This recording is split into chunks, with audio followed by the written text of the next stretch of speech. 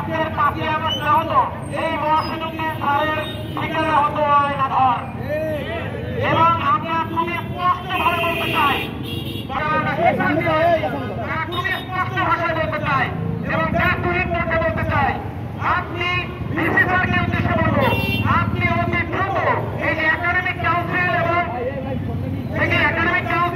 এবং সিন্ডিকেট সদস্য থেকে মহাসেন স্যার আমাদের প্রিয় স্যারকে জবাবদি দিয়েছেন, এই যে আপনার স্বেচ্ছাচারী সিদ্ধান্ত, এই সিদ্ধান্তকে ছাত্র সমাজ বয়কট করল। দায়িত্ব ছিলেন, তিনি সবার কাজ করে দিয়েছেন এবং তিনি কোনো স্বার্থের কারণে গ্রেফতার হননি এবং তাকে জোর করে আনা হয়েছে। একটি কথা ওইটার যখন আমি শুনলাম, সেখানে বলা হলো, তার প্রথমে বলা হলো তিনি বঙ্গবন্ধু চেয়ারের সদস্য সচিব ছিলেন। কিন্তু সাংবাদিক ভাই, আপনারা জানেন কিনা, একটি ইউনিভার্সিটিতে যখন কোনো কমিটি তৈরি করা হয়, সেখানে রেজিস্ট্রার থাকেন সদস্য সচিব। তিনি সেই দৃষ্টিকোণ থেকে বঙ্গবন্ধু চেয়ারের সদস্য সচিব ছিলেন। তিনি ইচ্ছাকৃতভাবে বঙ্গবন্ধু চেয়ারের সদস্য সচিব ছিলেন না। আমাদের সম্মানিত ডিসি মহোদয় এই কথাটিকে সামনে এনেছেন। বারবারই কথা হতো যে মহিউদ্দিন, আমি চাই ক্লাসে ফিরে যেতে, কিন্তু কর্তৃপক্ষ আমাকে বারবার ফিরে এনেছেন। আমাকে ডিনের দায়িত্ব দেয়, আমাকে রেজিস্ট্রারের দায়িত্ব দেয়, বিভিন্ন দায়িত্ব দিয়ে আমাকে জর্জরিত করে, আমি ক্লাসে ফিরে যেতে পারি না। অতএব এই ব্যক্তিটি এমন তার চিন্তা ভাবনা, এমন তার মেন্টালিটি, এবং আপনারা ওয়েবিনার করেছেন, আমার যারা ছাত্র আছে বা সিনিয়ররা এখানে যারা আছে, আমরা ওয়েবিনারটা করেছি। আমি শুনেছি গত সোমবার ইউনিভার্সিটির নিচতলাতে সেটি বড় স্ক্রিনে দেখানো হয়েছে।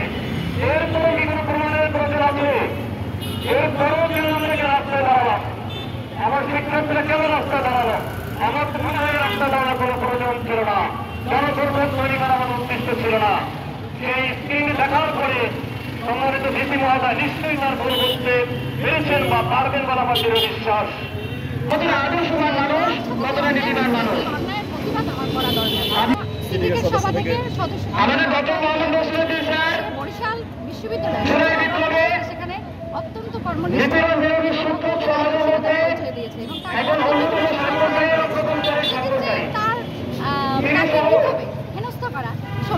মহসিন স্যারের জন্য আমরা এই মানববন্ধন করছি। মহসিন স্যার আমাদের সাবেক শিক্ষক এবং এখনও শিক্ষক অবস্থায় রয়েছেন এবং আমরা জানি 5ই আগস্টের পরে যদি আজকের এই বাংলাদেশে নতুন স্বাধীনতা না পেত, তাহলে এই স্যারের ঠিকানা হতো আয়নাঘর। এবং এর আরেকটি বিষয় আপনারা সাংবাদিক যারা রয়েছেন তাদের স্পষ্ট করে বলতে চাই, স্যার কখনোই এই দীর্ঘ 16 বছরে শিক্ষক সমিতির কেউ কোথাও ছিল না এবং যে আওয়ামী লীগ ফ্যাসিস্টদের যে নীল দল ছিল, এই নীল দলের কোথাও তার নাম ছিল না। এবং আরও একটি মজার বিষয়, বরিশাল বিশ্ববিদ্যালয় শিক্ষক নিপীড়ন, ছাত্র নিপীড়ন এবং নিপীড়িত ছাত্রদের পক্ষে এই 24শে জুলাইয়ে সর্বপ্রথম সিগনেচারকারী ব্যক্তিটি হচ্ছেন এই ডক্টর মোহাম্মদ মহসিন স্যার। কিন্তু তাকে সসম্মানে আবার সিন্ডিকেট মেম্বার এবং প্রাথমিক কাউন্সিলে তাকে সম্মানিত জায়গায় আবার ফেরত দেওয়া হবে। তার হচ্ছেন বরিশাল বিশ্ববিদ্যালয়ের ফ্যাসিবাদের পক্ষের শক্তি, বরিশাল বিশ্ববিদ্যালয়ের বর্তমান vice chancellor doctor Suchita Sharmi.